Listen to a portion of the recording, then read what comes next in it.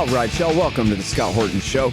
I'm the director of the Libertarian Institute, editorial director of antiwar.com, author of the book Fool's Errand, Time to End the War in Afghanistan, and the brand new Enough Already, Time to End the War on Terrorism.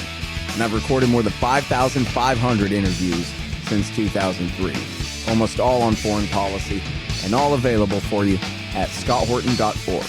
You can sign up for the podcast feed there, and the full interview archive is also available at youtube.com/Scott Horton Show. Hey guys, on the line, I've got the great Keven Gosztola to talk about the latest developments in the Julian Assange case. Welcome back to the show, Kevin. How you doing? Hey, it's good to talk to you. All right, dark day for press freedom. British court orders Assange extradition. Read me the riot act here, kid. Yeah. As Stella Assange, Julian Assange's wife, had to say, she's a good advocate for him. This was a formality. We knew that this court would sign off on the extradition request, or that is to say, they would order the extradition and it would be sent to a British secretary who we'll get to. But it's a tremendously dark development because it makes it very real. It is the, I suppose, cherry on the top of this sundae, if you want to call it that. I don't know where to go with this metaphor, but it is this cherry on top of everything that the U.S. government and UK have been doing in their conspiracy to ensure that Julian Assange is brought to trial here in the United States, and that Wikileaks cannot function as a media organization anymore, and that they have this precedent that they'll be able to use in order to control national security journalism, to influence and prevent independent journalism that may challenge the U.S. security agencies or U.S. military, and they've been tremendously successful. And this order is now in the hands of Home Secretary Priti Patel for review. Yeah. And now, so what are the chances that that person is going to do the right thing here? Any? I 110% expect her to sign her name to it and say that this is a fair extradition request, because Priti Patel is a figure who believes in and has endorsed an expansion of the Official Secrets Act's laws in the UK. And this is something that here in the US we may struggle with, although we have seen our freedoms evaporate over the last few decades. We still have a First Amendment, and the UK does not, and they don't claim to operate with one either. And they actually have a law that says it's a crime to publish classified information, which we don't, even though the Justice Department likes to use the Espionage Act as if it is such a law. But they want penalties to be increased against whistleblowers and journalists who may act out and depart from the narrative like Julian Assange did. And those penalties could be as severe as 14 years in jail if you are put on trial and found guilty. This is Priti Patel's in endorsing this. Priti Patel is also, according to a report from Declassified UK, this small group of people there that have done some excellent reporting on the UK security services and their links to the United States, also their foreign policy objectives as well in Britain, highlighted the fact that Priti Patel was on the advisory council for the Henry Jackson Society, which has been a lead society against Julian Assange, very outspoken in pushing smears, joining in the what Niels Meltzer calls the public mobbing campaign. Mm-hmm. James Woolsey, former CIA director, has been a part of this society. And now, for people who aren't familiar, or maybe for people who are familiar, to connect a couple of dots here, Henry Jackson was known as Scoop. He was the senator from Boeing. a.k.a. Washington State, but that's what they called him, the senator from Boeing, and he was a Truman Cold Warrior Democrat. And when the neocons started moving to the right, from Trotskyism to Reaganism, they stopped by Scoop Jackson's office, where Richard Pearl and Douglas Feith and Paul Wolfowitz and Scooter Libby and Zalmay Khalilzad, and I'm not exactly sure who all, but many of the very worst of W. Bush's neocons worked for Scoop Jackson. So that's why it's named after him. And Jim Woolsey, who was CIA director under Bill Clinton, is a card-carrying member of the neoconservative cult as well. Yeah. Yeah, so she's got her past here. She's no longer on that council while she is Home Secretary, but you never really leave behind this ideology. And so we're seeing it play out where she, like a lot of other officials right now, is in hot water over issues involving asylum seekers or refugees coming into the UK. And so she's just a figure that we can expect to oppose everything that Julian Assange and WikiLeaks represents. And she is going to send that extradition request back to the district court. Now, what happens next is that finally, many of us who have been anxiously waiting for a moment where the legal team could challenge the things that we dislike the most about Judge Baretzer's decision. And this is the decision that came, just to refresh people's memory. This has been a long saga.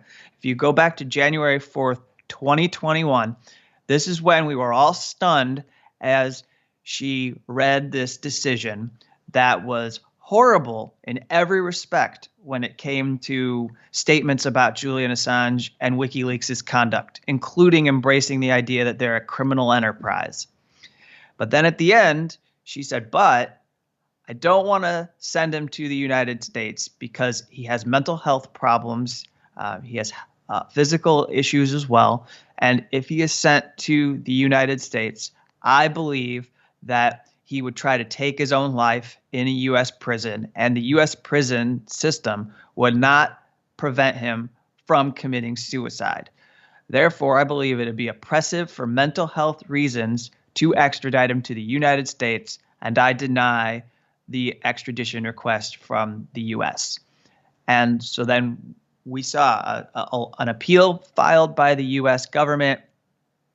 Technically speaking, although they like to claim that they're not interfering in the case, the U.S. government did interfere in the case because it didn't come from the Justice Department, but these quote unquote diplomatic assurances, which are not evidence, but are just very empty claims that they would be good to Julian Assange if he was in their custody.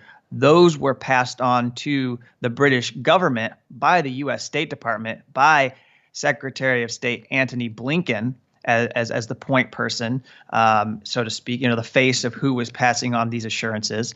And those then became the way in which the U.S. was able to defeat the decision by Baretzer that spared Julian Assange and then set us on this path where we are now, where we are back at the place that these extradition proceedings started at the district court level. And we expect that after the review by Priti Patel, there will be an appeal from Julian Assange's legal team related to a whole array of issues, including but not limited to the fact that the U.S.-UK extradition treaty, in their view, has not been applied correctly. Because we are talking about, if you look at the allegations, we are talking about an allegation of espionage. And it is widely considered around the world, and as I know you recognize, Scott, that espionage is a political offense. What's espionage to Russia will not be necessarily a crime in the United States. What's espionage in China probably isn't going to get you in trouble in the United States. What's espionage in the United States probably isn't that big of a deal to Russia or China. And so even though, to be clear here, Assange is not actually accused of what we would say is straight up espionage. He gave documents, or he didn't give documents. He published documents as a journalist.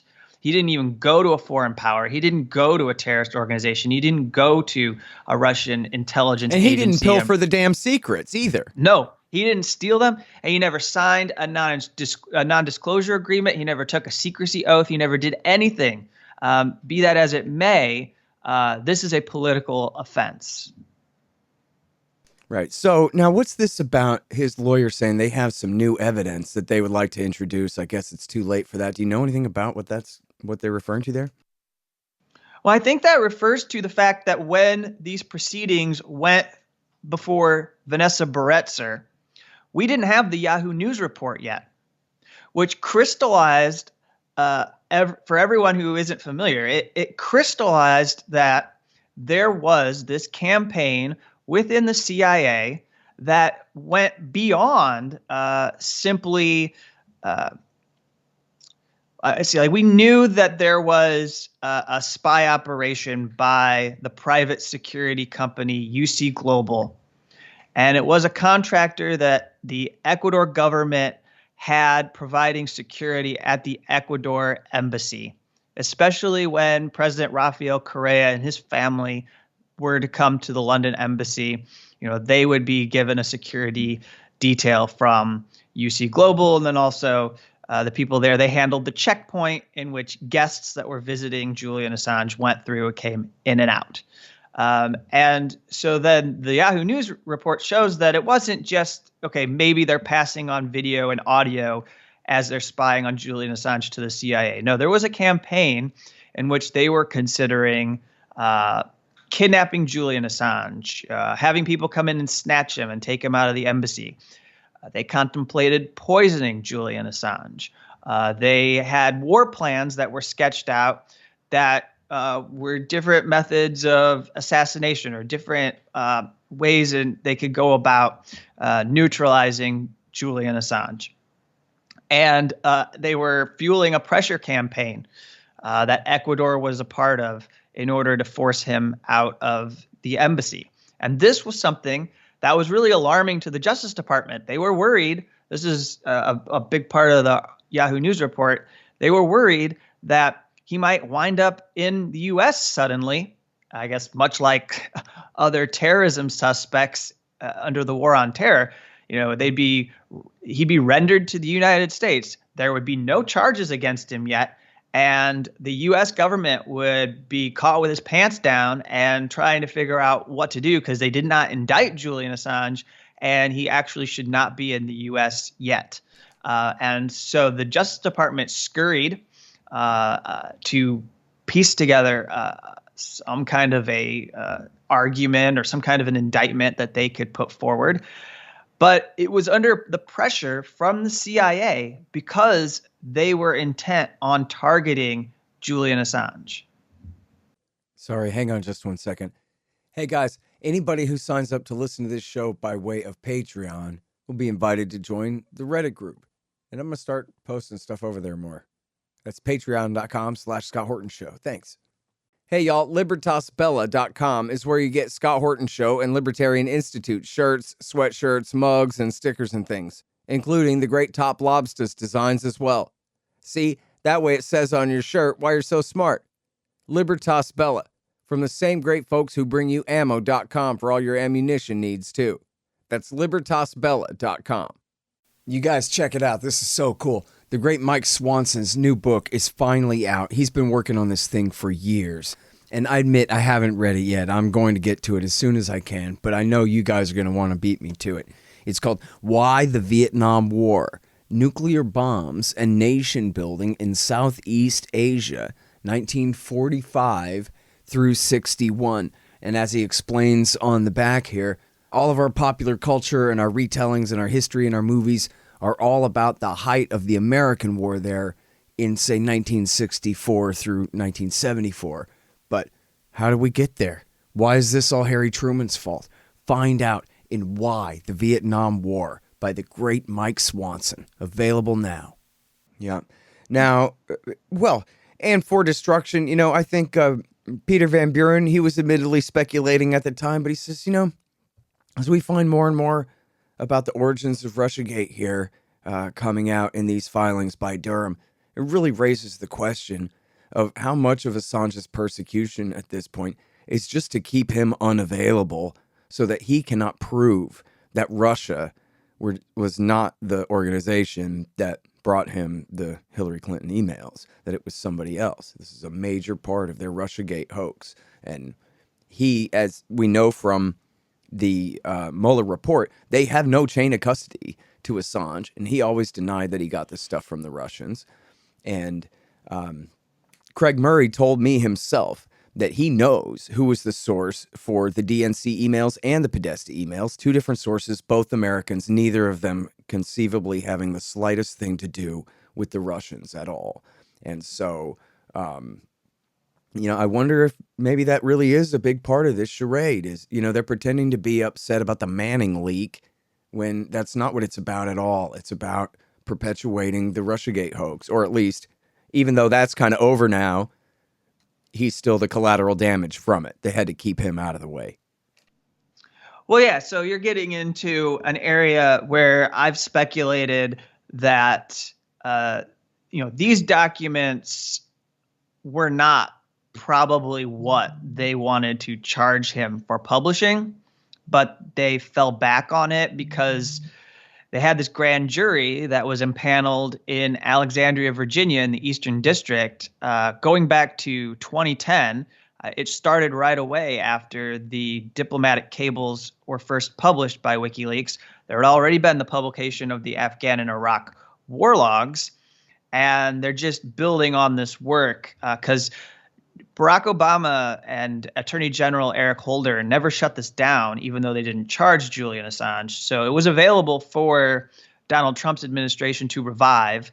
And Attorney General Jeff Sessions is very much a fierce opponent of leaks, was somebody who's very open about continuing the crackdown. He had a lot of common cause with President Obama and his zeal for going after leakers.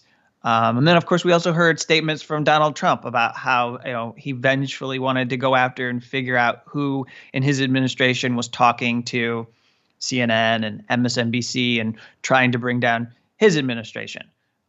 Frustration that, you can understand where it was coming from, but also it was giving this FBI counterintelligence unit that was formed when Trump came into office a green light to go and piece together these cases and pursue whistleblowers and to go after Julian Assange.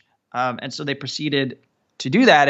And you look that during the time that Donald Trump was in office, and then also when you had the 2016 campaign, that there's the Vault 7 materials, which were details about the CIA's cyber warfare capabilities, including the fact that the CIA can apparently give their attacks or give their warfare fingerprints so it looks like it's coming from China or Russia.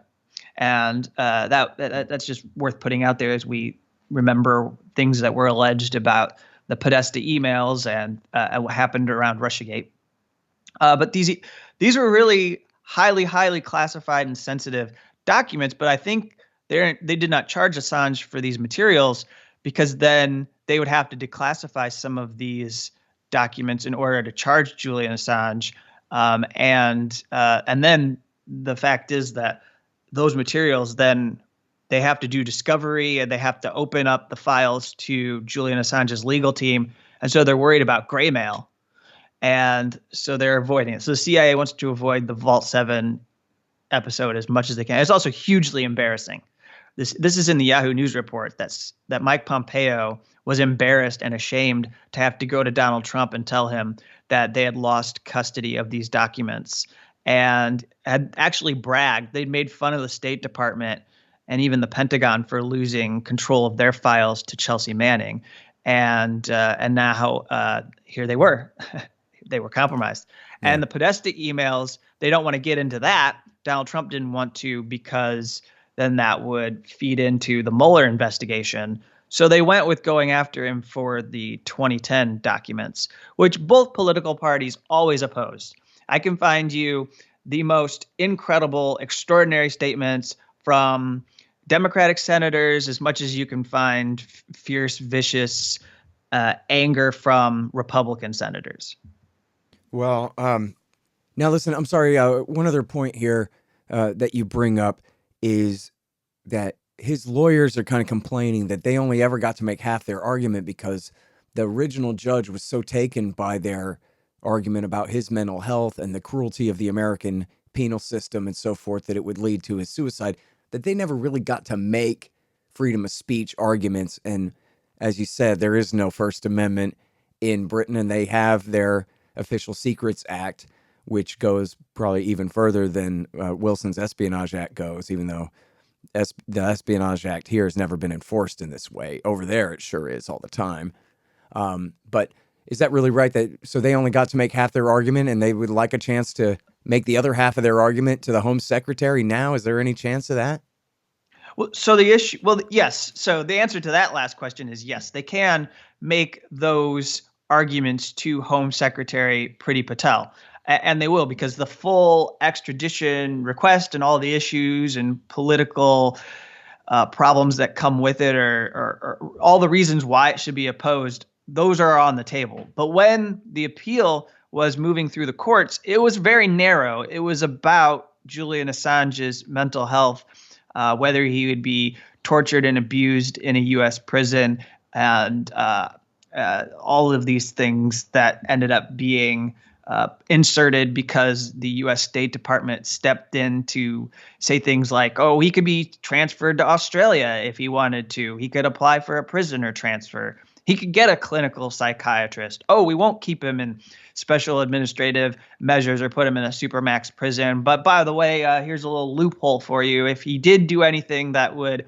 offend this or that thing that we don't want him to do, then maybe we would put him in these conditions. But by and large, we're really not planning to abuse and mistreat Julian Assange. And so then it really put the legal team for Assange in a hard position, because they won. This isn't evidence, so they weren't able to argue and put new evidence into the record that would help them show why a judge or a court should not believe what the U.S. government is saying.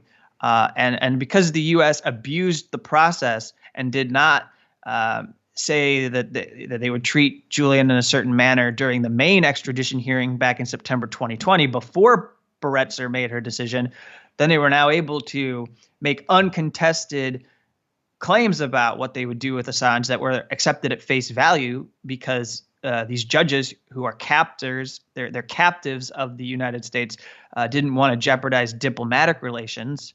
And the analog here is much like what we found in the cables when it came to investigations in Spain or Germany or France or Poland, as they were trying to go after the CIA and agents that were involved in renditions and torture against people who were kidnapped from their own soil. And this happened in a number of European countries that had partnerships with the CIA.